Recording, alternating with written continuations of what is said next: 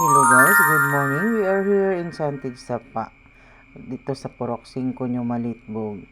Ayan guys, itong kawayan na itong nakikita natin, pinagtagpi-tagpi nila guys, ginawang gakit or balsa para makatawid sila sa ilog kahit mataas yung tubig.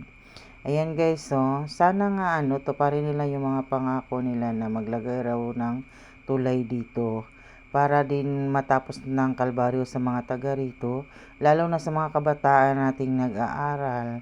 Nakakatakot talaga guys kasi kapag mataas yung tubig may mga yung mga anod or gapno, delikado siya.